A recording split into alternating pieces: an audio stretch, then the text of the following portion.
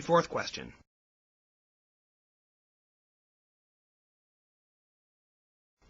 Well, many decisions. My attitudes about, from the previous example, the child with the illness, that the fact that we should treat that child, that's because I don't believe in any God, because I don't believe in any claims that are being made that are outside of the realm of the natural, the material, the physical.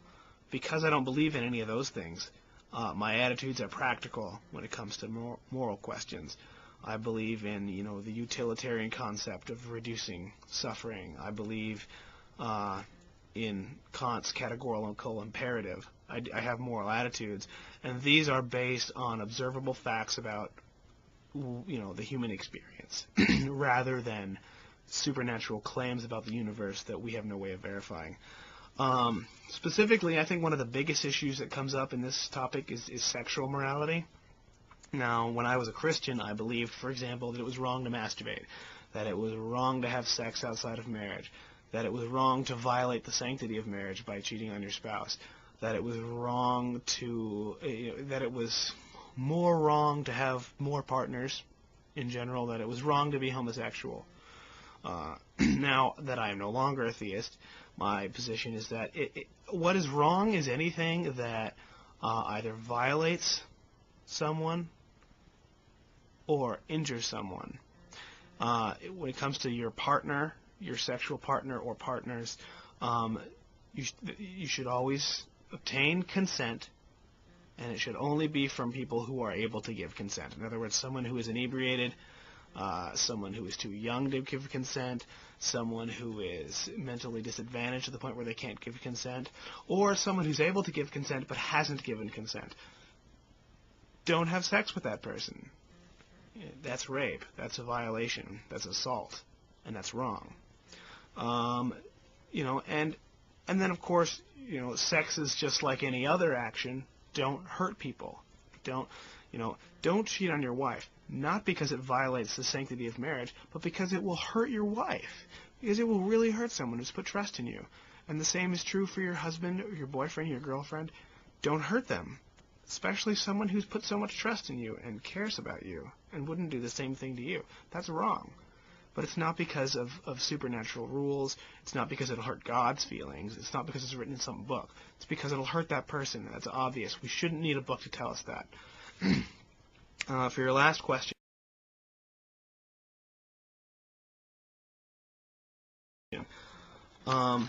Imagine two people that are lost. They're driving on the highway.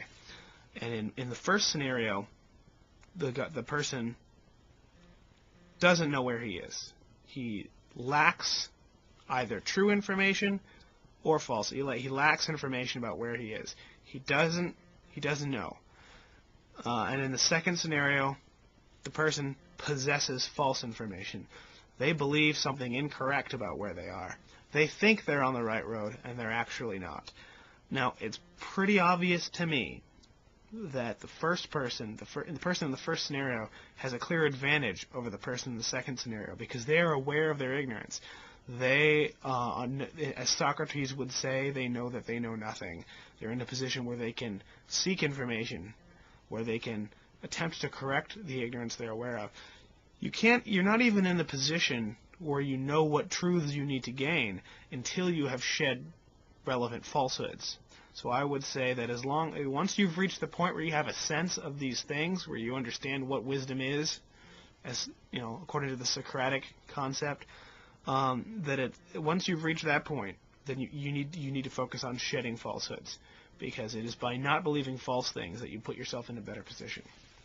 Now, I have 5 questions for theists. And Veritas, I was nice enough to answer your 5 questions. I hope you'll return the favor. Good guy like you, I'm sure you will. And, of course, these questions are for all theists. But remember, Veritas, I answered yours, and so did a lot of other people. My first question for theists. Do you ever doubt the existence of God? Why do you believe in your God to the exclusion of other gods? Obviously, if you're a deist and you don't believe in any particular God, this doesn't apply to you. But for a theist, a practitioner of a theistic religion, such as Islam or Christianity or Judaism, this question is for you. Why do you have confidence in your God as opposed to other people's gods? Third question. How would you personally behave if you ceased believing in your God? How would that affect your morality? Sort of turning around Veritas's fourth question. My fourth question is, how strong is your working hypothesis?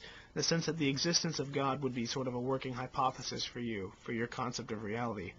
How confident are you in that hypothesis? Is it best described as a working hypothesis, or is it a concrete fact? And I think the best way to measure that would be in terms of what sorts of things are you willing to do in service to that belief. Would you kill your child, as Abraham was asked to do? He was asked to kill Isaac. Would you do that? Is your working hypothesis that strong, or wouldn't you? And pick a scenario. Pick two things, one on either side of the border, something that you would just barely do and something that you would just barely say no to, as far as how strong your working hypothesis is. And my fifth question is, does faith affect your approach to other phenomena? In other words, more mundane things, like does your belief or disbelief in God or other supernatural entities affect your approach to other questions of science, like evolution, like the germ theory of disease? Does your supernatural concept come into conflict with science in general? Thanks, everybody. I hope to hear some responses, especially you, Veritas. And you guys have a great YouTube day. Thanks. Bye.